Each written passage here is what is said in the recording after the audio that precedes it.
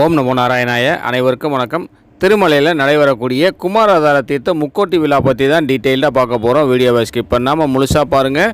திருமலை திருப்பதி கொடுத்த தகவல்களை உடனுக்குடனே தெரிஞ்சுக்க சாகி மாவளா வாட்ஸ்அப் சேனலில் ஜாயின் பண்ணிக்கோங்க. டிஸ்கிரிப்ஷனில் லிங்க் இருக்கும். குன்று இருக்கும் இடமெல்லாம் குமரன் இருக்கும் இடம்னு சொல்லுவாங்க.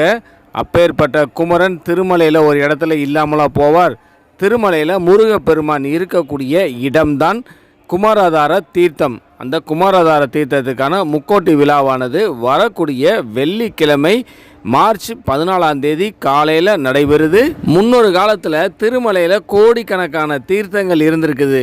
இப்போது அது கொஞ்சம் கொஞ்சமாக சுருங்கி நம்ம ரீச் பண்ணுற தூரத்தில் 7 தீர்த்தங்கள் மட்டும்தான் இருக்குது.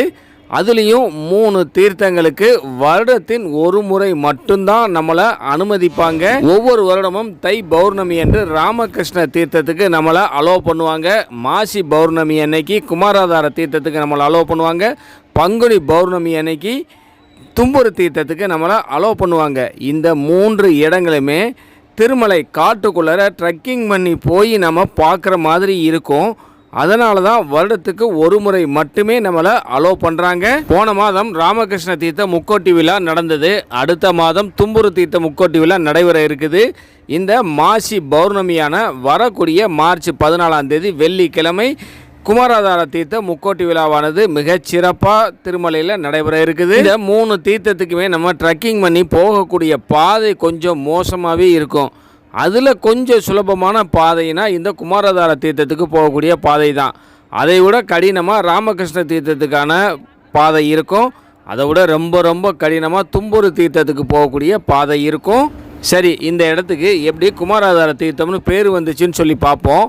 முருகப்பெருமான் தேவி யானையோட இந்த இடத்துக்கு வந்து தான் பெருமாளை நோக்கி தவம் இருந்து இங்கே இருக்கக்கூடிய நீரூற்றில் குளித்து தன்னுடைய பிரம்மகத்தி தோஷத்திலிருந்து மோட்சம் பெற்றார்னு வரலாறு சொல்லுது. அதோட முக்கியமாக முருகன் பிறந்த இடம் இதுன்னு கூட சொல்கிறாங்க. அது எந்த அளவுக்கு உங்களுக்கு தெரியும் சொல்லி கமெண்டில் சொல்லுங்கள். அதுவும் வயோதிக தோற்றத்தில் இருந்த முருகப்பெருமான் இந்த இடத்துல வந்து குளித்த பின்னாடி தான் இளமையை பெற்றார்னு சொல்கிறாங்க.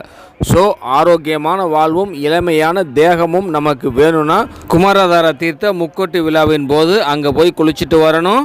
சரி, இந்த குமாராதார தீர்த்தத்துக்கு எப்படி போகலான்னு பார்க்கலாம். பாப விநாசர் டேம் வழியாக போகலாம். அதே போல் தர்மகிரியில் இருக்கக்கூடிய வேத பாடசாலை அருகில் தான் குமாராதார பசுபதார டேம் இருக்குது. அந்த டேமில் இருந்தும் ட்ரெக்கிங் பண்ணி போகலாம். அந்த டேமில் இருந்து போகிறது ரொம்ப ரொம்ப ஈஸி. ஆனால் பப்ளிக்கை அந்த டேம் வழியாக அலோவ் பண்ண மாட்டாங்க. ஸோ நம்மளை மாதிரி ஆட்கள் பாப விநாசர் டேம் வழியாக போகிறது தான் நல்லது. அந்த பாப விநாசர் டேம் போகிறதுக்கு ஏபிஎஸ்ஆர்டிசி பஸ்ஸை மட்டும்தான் யூஸ் பண்ண முடியும். நம்மளுடைய ஓன் வெஹிக்கிள் இருந்தாலும் அதில் போக முடியாது. ஏன்னா போக்குவரத்து நெரிசல் வந்துடுன்னு சொல்லிட்டு ஓன் வெஹிக்கிளையோ அல்லது ஜீப் வேன்கிற வாடகை வண்டிகளையோ அலோவ் பண்ண மாட்டாங்க. காலையில் 4 மணி 4:30 மணியில் இருந்தே திருப்பதி மெயின் பஸ் ஸ்டாண்டில் இருந்தும் ராம்பகிஜா பஸ் ஸ்டாண்டில் இருந்தும் பாப விநாசர் டேமுக்கு பஸ் வசதி இருக்கும். பாப விநாசர் டேமில் காலையில் 5 மணிலேருந்து பக்தர்களை அலோவ் பண்ணுவாங்க. ஸ்ட்ரிக்டாக மத்தியானம் 12 மணிக்கெலாம் க்ளோஸ் பண்ணிவிடுவாங்க. 11 மணிலேருந்தே க்ளோஸ் பண்ண ஆரம்பிச்சிடுவாங்க.